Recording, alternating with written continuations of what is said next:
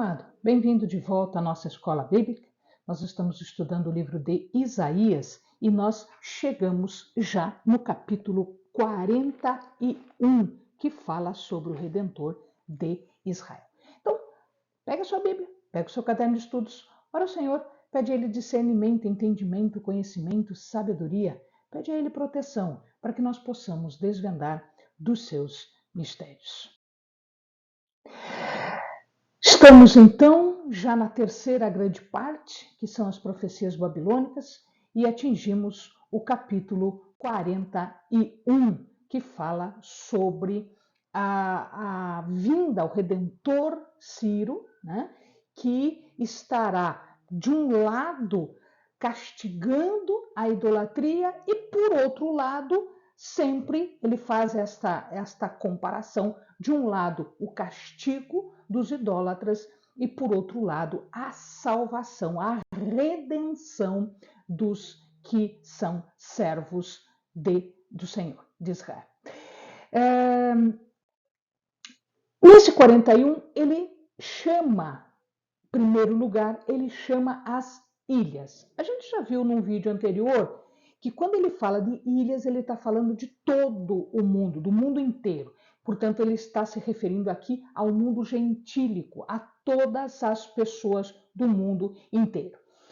E ele diz para ficarem caladas. O que ele está dizendo aqui quando ele fala ficar calada? Ele está dizendo que você precisa estar em sinal de respeito, porque quando uma pessoa está diante de alguém muito poderoso, muito majestoso, ela se cala. Então, elas vêm e respeitam o Senhor para ouvir, para prestar atenção ao que Deus está dizendo. Uma outra situação interessante em que ele diz aqui ficar calado é porque Deus está chamando eles para um processo, uma causa legal. Então, ele vai apresentar os seus argumentos, a sua queixa, por que ele está processando estas pessoas. E ele vai citar agora as ações de um conquistador. Esse conquistador, a gente vai ver mais para frente, vai aparecer mais para frente, é Ciro. E no primeiro momento, agora, no início do capítulo 41, ele diz que vem do leste. Depois, quase no finalzinho do capítulo, ele fala que vem do norte. Por que isso? Ele está errado. Não, veja lá. Do leste do Oriente significa dizer que ele vem da Pérsia. A Pérsia ficava ao leste da Babilônia. E ao norte da Babilônia fica a Média. Ora, mas então ele veio da Pérsia ou ele veio da Média? Ele veio dos dois. Porque ele, num primeiro momento, ele vem da Pérsia e depois ele se junta com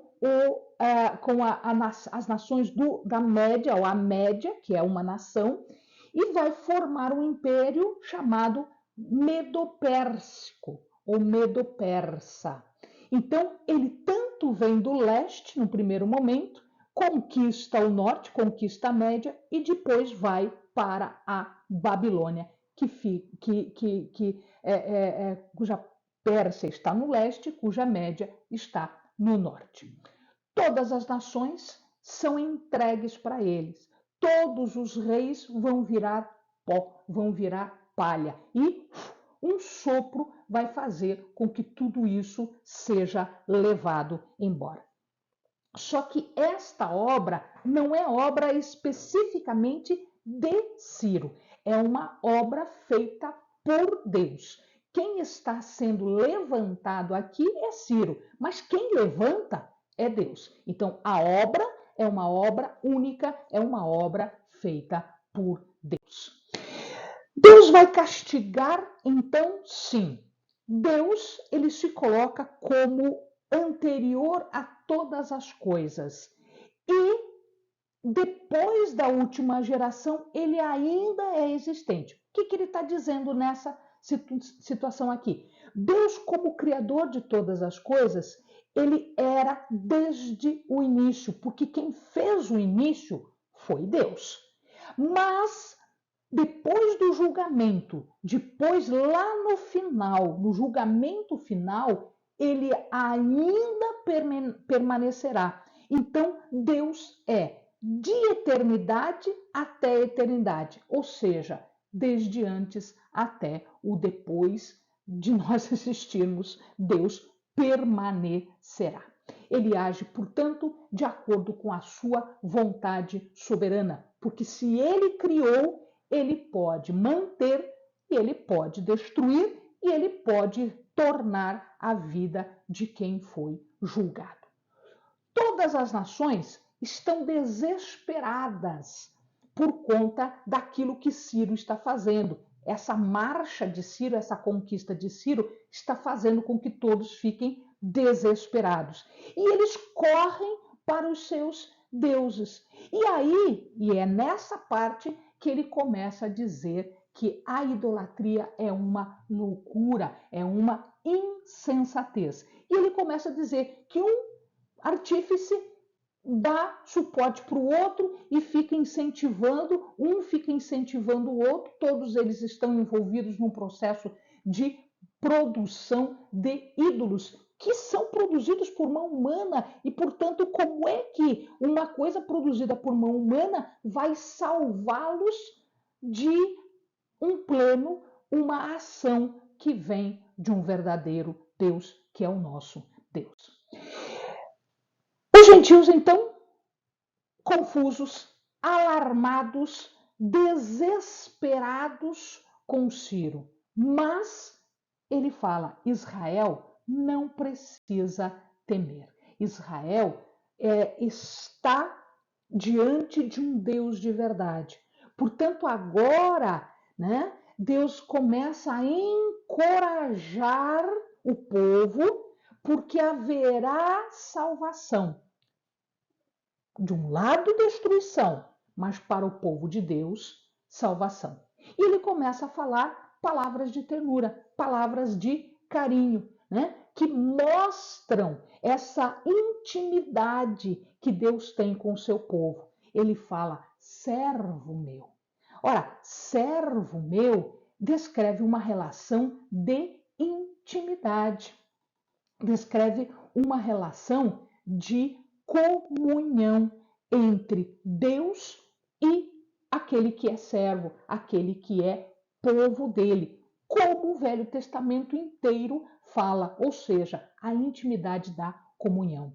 Ele fala de descendentes de Abrão, meu amigo, ele está falando de intimidade, aliança que Abrão fez com Deus e os seus descendentes, porque quando Deus fez uma aliança com Abrão, ele o fez também com os seus descendentes. Ele fala, né, desde Ur dos Caldeus, lá na Caldeia, para diante ainda da Babilônia, quando Abrão foi chamado e dele descendeu e dele surgiu um povo todo especial. Ele diz: não temas, não te assombres, não te preocupes, porque eu sou teu Deus. Ele fala de Jacó, Jacó que teve o seu nome mudado para Israel. Deus o elegeu, Deus fez diferente de todos os povos. Ele fortaleceu, sustentou com a destra. Destra significa a onipotência, o poder de Deus em face aos seus inimigos. Então veja lá, mas tu, ó Israel, servo meu, intimidade, comunhão. Servo, né, é pessoa que foi escolhida, pessoa que foi selecionada para ter uma intimidade com o Senhor, para segui-lo, ouvi-lo e fazer de acordo com a sua soberana, perfeita e completa vontade. Tu, Jacó, a quem escolhi? Deus escolheu Jacó e transformou, mudou o nome de Jacó para Israel. Né? Descendência de Abrão, meu amigo. Então ele tira Abrão de Ur dos Caldeus e traz para perto dele e cria um povo todo do nada. Ele cria uma nação toda do nada. E ele faz aqui um pacto com a sua descendência. Eu te tomei desde os fins da terra, desde Ur dos Caldeus, chamei-te desde os seus cantos. Ou seja, Deus nos chama de todos os cantos. Não interessa onde nós estejamos, Deus vai nos chamar e vai trazer para perto de ti. E te disse, tu és meu servo, a ti escolhi e não te rejeitei. Portanto, não temas, pois eu sou contigo. Ele disse, eu não fui contigo, eu não vou ser contigo. Não, eu disse, eu sou. Isto é presente, isto é momento. Isto significa que não interessa qual a nossa dificuldade, não interessa qual a nossa situação. Deus é conosco. Deus está conosco. Não te assombres, pois eu sou teu Deus. Isto é uma renovação de aliança, de estar conosco, ser conosco e nos proteger. Não te assombres, eu te fortalecerei. Ou seja, você tem que fazer alguma coisa, você tem que mostrar confiança e te ajudarei. Ou seja, eu vou estar contigo, agora é você e eu te sustentarei com a destra da minha justiça. Ou seja, você tem confiança, eu te ajudo, os dois, e eu te sustento, só Deus. Então, nós temos que tomar o primeiro passo, nós temos que fazer uma primeira ação de fé e confiança. Deus fica conosco, nos ajuda e Ele nos sustenta. Esta é a mensagem que Deus fala aqui para o povo que está sofrendo, né? E esta é a mensagem que Deus fala para mim e para você em toda e qualquer circunstância da nossa vida. O Senhor é o motivo pelo qual eles vão triunfar. É o motivo pelo qual eles não vão ser envergonhados. É o motivo pelo qual eles não vão perecer. Os inimigos vão ser destruídos. Tudo vai ser tão destruído que eles não vão saber onde é que eles estão. Eles vão desaparecer. A destruição será total. Mas não o povo de Deus. E agora Deus parece que pega o povo no colo e diz assim, você, vermezinho, povinho de Jacó. Povo de Jacó, né? Aqui significa que nós somos pequenos diante da majestade, da grandiosidade de Deus. A fraqueza de Israel contrasta com o poder de Deus. Ele é aqui o ajudador, ele é o redentor. É a palavra-chave de todo o capítulo. Redentor, esta é a palavra-chave. Porque ele é o redentor. E ele fala aqui, em português a gente não tem muita ideia, mas no hebraico está escrito Goel. O que quer dizer Goel? Goel quer dizer o parente mais próximo. É aquele que resgatava.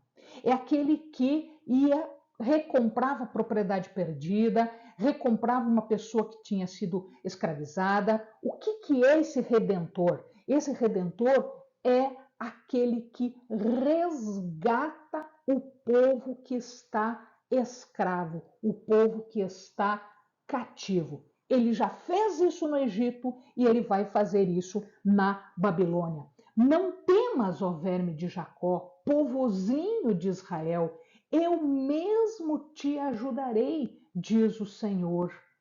O teu Redentor, o Santo de Israel. Eu te prepararei um trilho novo, né? Que é o que ele vai falar adiante do trilho novo. Deixa eu já colocar aqui. Um trilho novo, né?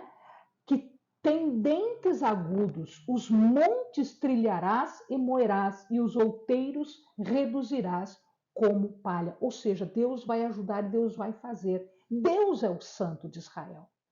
A sua santidade significa que ele está separado do mundo. Ele está separado do pecado. Mas ele escolhe um povo, um Israel, que tem que ser separado e santo também. Portanto, sede santo, porque eu sou santo. Então ele diz: eu sou santo de Israel. Então seja também santo. Isso significa que pela sua graça, pela aliança, ele irá redimir, ele irá auxiliar e ele vai trilhar, como nós vimos aqui no verso 15. Os outeiros vão ser, os montes vão ser trilhados quando se passa o trilho para moer, né, tudo. Então, esses montes e esses outeiros estão significando quem? Os poderosos, os inimigos. E o Senhor está dizendo que eu vou fazer isso. Você vai ser ajudado a fazer isso. Depois que se debulha, vem a peneira e aí se separa a palha do grão. E a palha é levada, é soprada.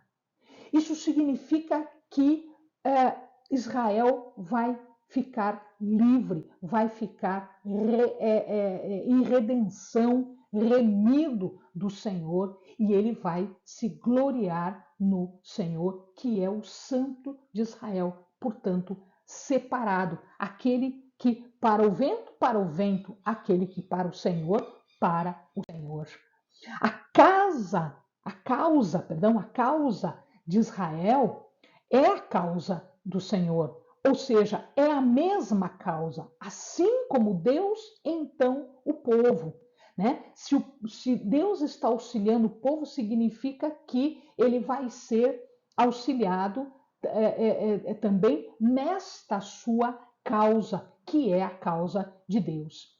E aqui uma coisa interessante é que se o povo vence, significa que Deus venceu.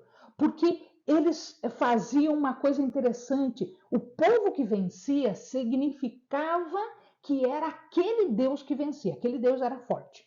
Então, se o povo de Israel vence, significa que Deus é superior, porque Deus é que fez esta vitória. Eles são chamados aqui de aflitos e necessitados, sedentos, né? Significa dizer que eles estão vivendo numa condição de angústia, uma condição de tristeza. Eles estão no exílio, eles estão no meio do nada, longe da sua casa, longe das pessoas, longe do templo, longe do Senhor, tá? Porque eles estão numa terra distante. No exílio eles estavam longe de Deus, mas mesmo no exílio Deus os ouviria. Mesmo nas piores circunstâncias, mesmo que você esteja longe, se você clamar a Deus, Deus ouvirá. E na sua angústia, Ele vai dar aquilo que é necessário.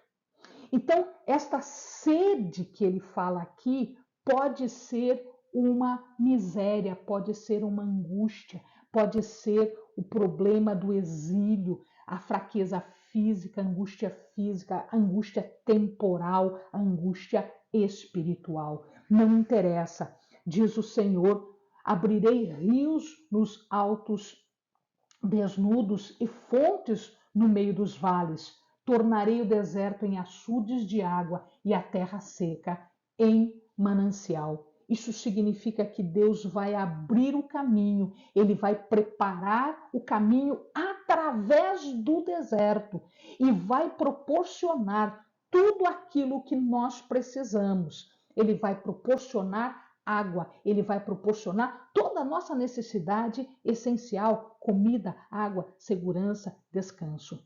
Ele vai recriar a natureza, então ele passa a falar da transformação do deserto em coisas verdejantes, em lugares verdejantes, luxuriantes. Então ele recria a natureza, ele transforma uma natureza que é de deserto para um paraíso, ou seja, aquelas mesmas condições do deserto, do paraíso original. Rios e fontes são figuras de vitalidade, são figuras de natureza viva, de conforto, de renovação, de salvação. O objetivo com isso é glorificar o Senhor, porque através disso tudo o povo começa a ter segurança, o povo começa a ter conforto, o povo começa a ter água, comida, segurança, e isto mostra a glória, o poder de Deus. E aí, Deus joga na cara dos ídolos. Quem vocês são? O que vocês fizeram? Me fala, me dá uma prova do que vocês fizeram, do que vocês falaram, do que vocês previram. Eu não só falei, previ, como fiz. Então, agora mostra, prova que vocês são bons mesmos, que vocês são deuses. Então ele está falando do ídolo, ele está falando dessa punição, ele está dizendo, vocês não são nada. Ídolo aqui como ser nada. Né? E ele se coloca como rei de Jacó. Como assim rei de Jacó? Porque a causa de Deus é a causa de Israel. Se ele vence a causa, Israel pode ficar certo que ele será salvo. Portanto, ele é o rei, ele é o Deus, ele é o protetor. Se nós vencermos as nossas causas, as causas que nós colocamos diante de Deus, significa que nós seremos salvos, estaremos em comunhão, em intimidade com Deus, porque a nossa causa é a causa de Deus. Os deuses, então, devem mostrar o que eles falaram, devem mostrar o que eles fizeram, devem mostrar a realização deles. Tudo aquilo que eles fizeram, se eles foram previstos ou não, significa dizer que eles estão mostrando que são capazes. Eles declarem aquilo que eles fizeram. Se eles não provarem que fizeram, que fazem, que vão fazer, esse não é Deus. Mas Deus está mostrando aqui que aquilo que ele falou no passado efetivamente aconteceu, que aquilo que ele está fazendo agora, ele tem poder para fazer, e aquilo que ele está dizendo que vai acontecer mesmo, porque ele é Deus. Eles não são deuses, eles são nulos, eles são não existentes, eles são fantasia, sem vida, sem poder, sem nada. Né? E agora ele volta a falar de Ciro, dizendo que ele vai invocar o nome de Deus. E quando esta profecia aconteceu? Esta profecia aconteceu quando Ciro assume, quando Ciro vence e quando Ciro dá as instruções para reconstruir o templo do Senhor e restaurar os serviços do templo. Mas veja, cuidado aqui, que Ciro não era um adorador efetivo de Deus. Ele adorava, e ele também restaurou outros templos, ele adorava um deus deles chamado Marduk.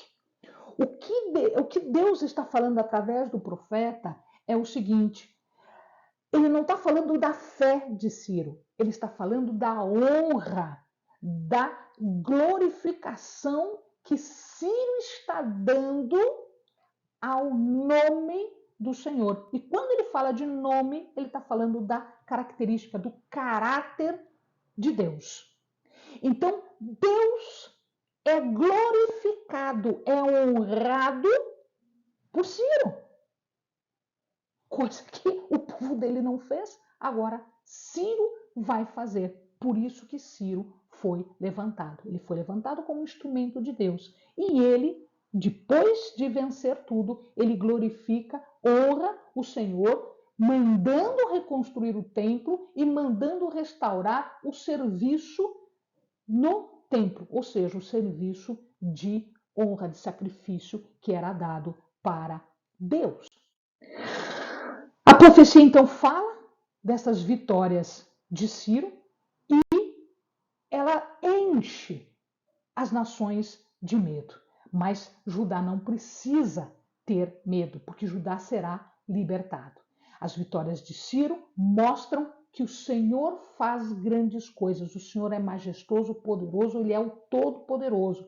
E ele usa aqueles que Ele quer usar. E isso confronta com os outros deuses. Os outros deuses não puderam fazer, eles não puderam salvar os seus povos, aqueles que os adoravam. Então, nosso Deus é maior do que qualquer outro falso Deus, qualquer outro fake Deus. As predições de Deus são dignas de confiança. Se ele diz, é porque vai acontecer.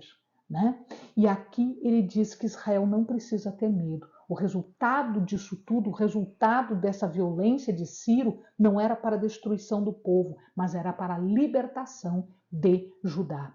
Então o Senhor dá a Sião um mensageiro de boas novas. Os atos de Ciro terminarão com a libertação de Judá, enquanto os outros deuses nem conseguem se proteger, muito menos os seus adoradores, que ficam petrificados de medo.